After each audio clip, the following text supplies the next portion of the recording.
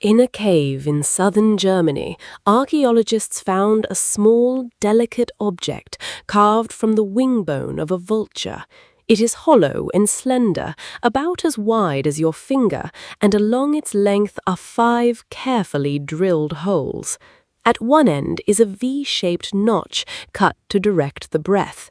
When researchers made a replica and a musician blew into it, something extraordinary happened. Music came out, clear, haunting notes played on an instrument that was made 40,000 years ago. This little vulture bone flute is the oldest clearly recognizable musical instrument ever found. It means that 40,000 years ago, deep in the Ice Age, our ancestors were not just surviving, they were making music. They sat in their caves, by their fires, and they played melodies for one another. Think about that. Before farming, before cities, before writing, before almost everything we associate with civilization, human beings were already filling their world with song.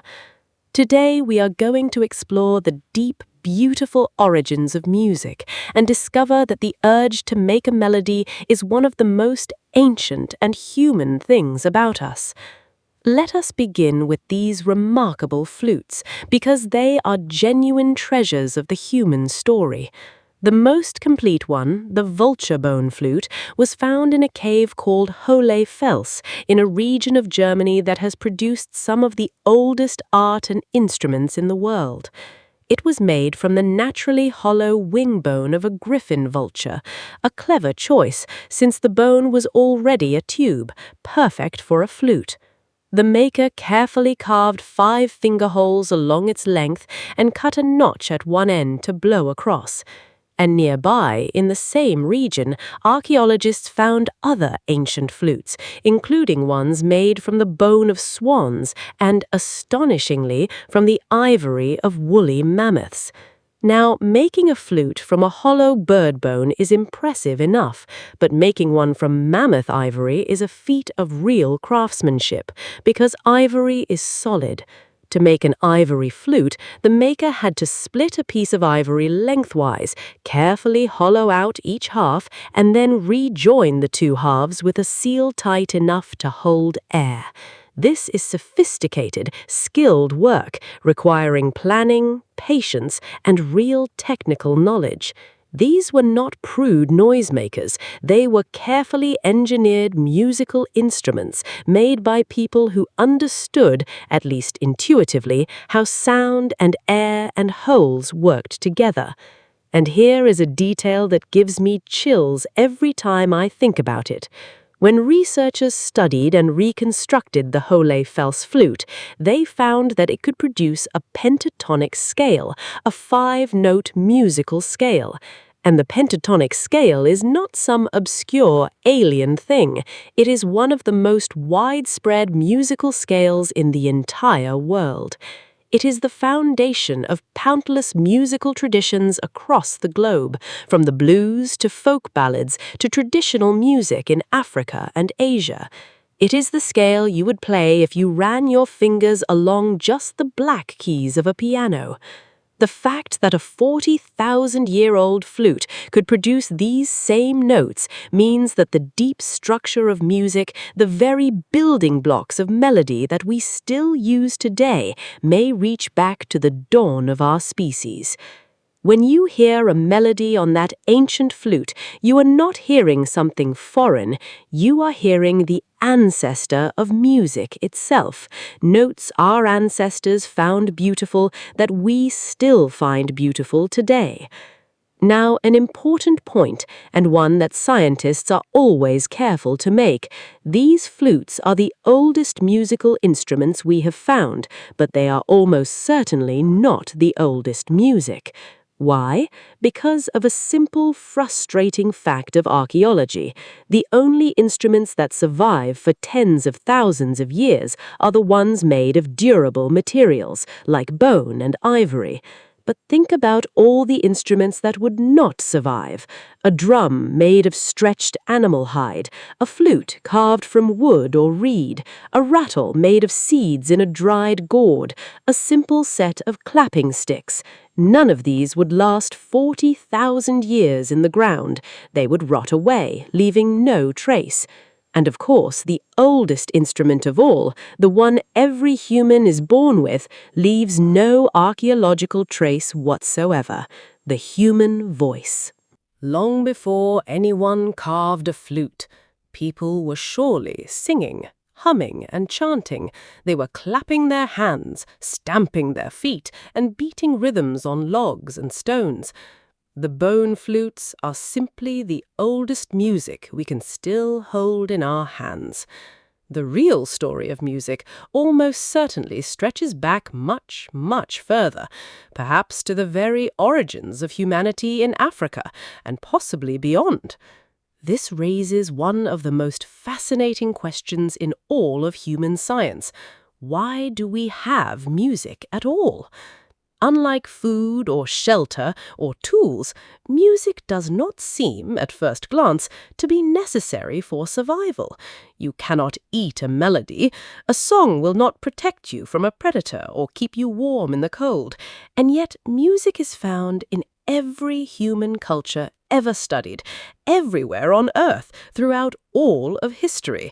It is a true human universal, as fundamental to our species as language itself. So if it is not obviously useful for survival, why is it so deeply woven into who we are? Why did our ancestors invest precious time and skill into making flutes when that time could have been spent hunting or gathering? The answer that many researchers find most compelling is that music is, in fact, profoundly useful, just not in the obvious way. Its power lies in what it does to human groups. Think about what music does when people share it.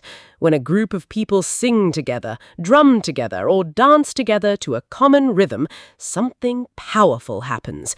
They synchronize, they move and breathe and feel as one. Music has an almost magical ability to bind people together, to create a sense of unity, belonging, and shared emotion. It dissolves the boundaries between individuals and welds them into a group. And for our ancestors, who depended utterly on cooperation and group cohesion for survival, this would have been enormously valuable. A band held together by shared songs and dances, by music that bonded them emotionally, would have been a stronger, more united, more cooperative group.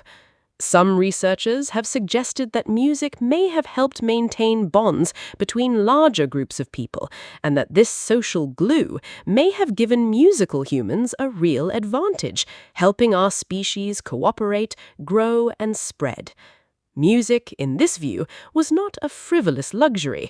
It was a powerful tool for building the bonds of community, perhaps one of the secret ingredients of human success. Music likely served other deep purposes too. It is a powerful way to express and share emotion, to communicate feelings that words alone cannot capture: joy, grief, love, longing, awe. It was almost certainly connected to ritual and the sacred, used in ceremonies, in honoring the dead, in marking the great transitions of life. A mother singing a lullaby to soothe her child is doing something ancient and universal, calming an infant with melody, a behavior found in cultures everywhere and likely stretching back into the deep past. Music can tell stories, preserve memories, and pass on knowledge across generations, encoded in song.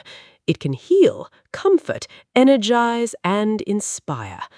The full richness of what music does for human beings is vast, and our ancestors, with their bone flutes and their voices and their drums, were tapping into all of it tens of thousands of years ago.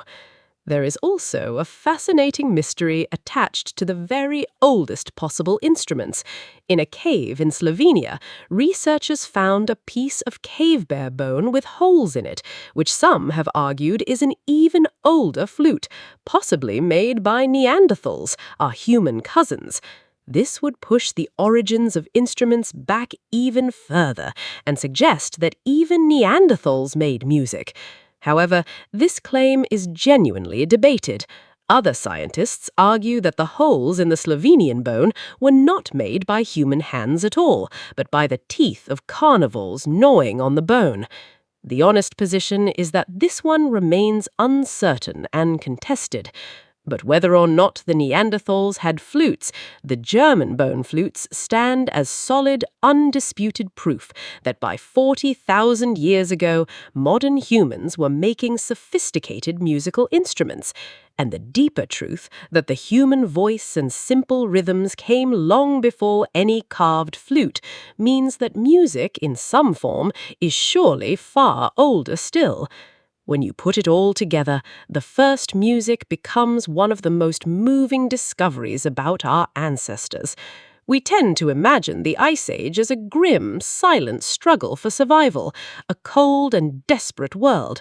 But the bone flutes tell us a different story. They tell us that even in that harsh world, perhaps especially in that harsh world, human beings made music. They sat together in their caves, in the glow of the fire, and they played melodies on flutes carved from vulture bone and mammoth ivory.